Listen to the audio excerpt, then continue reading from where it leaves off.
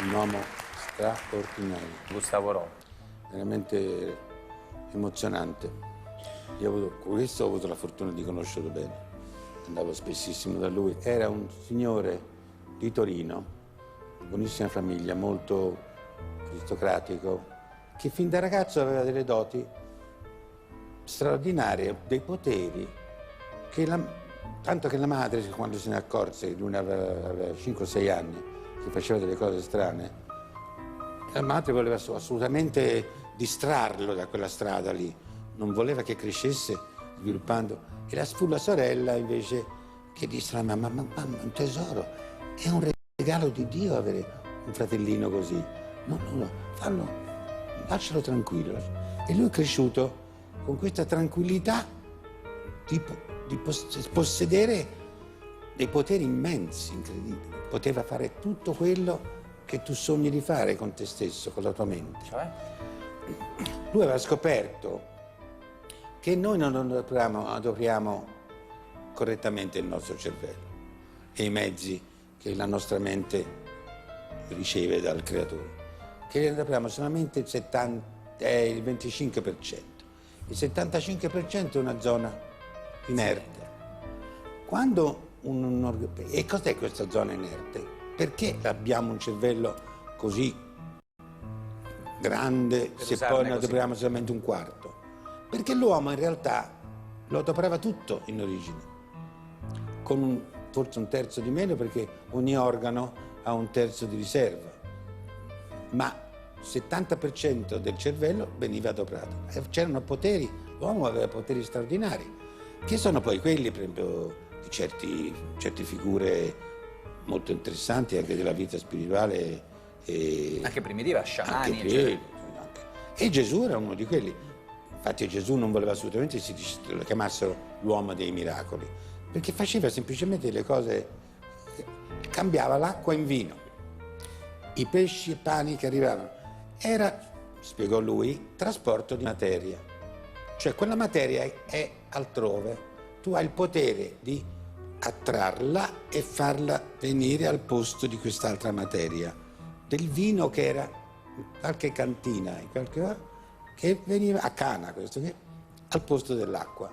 Lo stesso i pani e i pesci, che erano dei cesti vuoti, e semplicemente, gli spiegava lui, quei pesci lì c'erano altrove e lui aveva il potere di raccogliere questa materia fatta pesce e un'altra fatta pane e offrirla.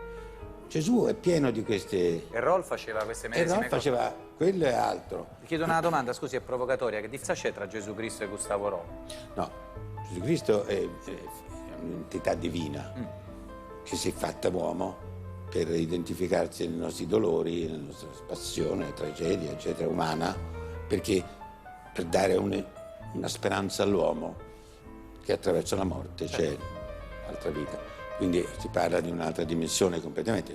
È la creatura e anche l'uomo straordinario che sia mai esistito. Basta leggere il discorso della montagna, basta quello lì per dire basta, fermiamoci e abbiamo capito tutto. Lui era infatti cattolicissimo, perché era un uomo, andava negli ospedali, passava le mattine all'ospedale, anche lui a assistere i moribondi e a aiutare il loro trapasso.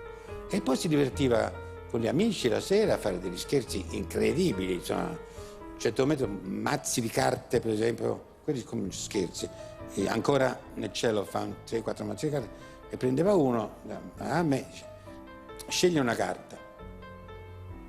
Io sceglie una carta, la donna di cuore, la rimette dentro, lui prende per le mani, apre questo mazzo, erano tutte donne di cuori.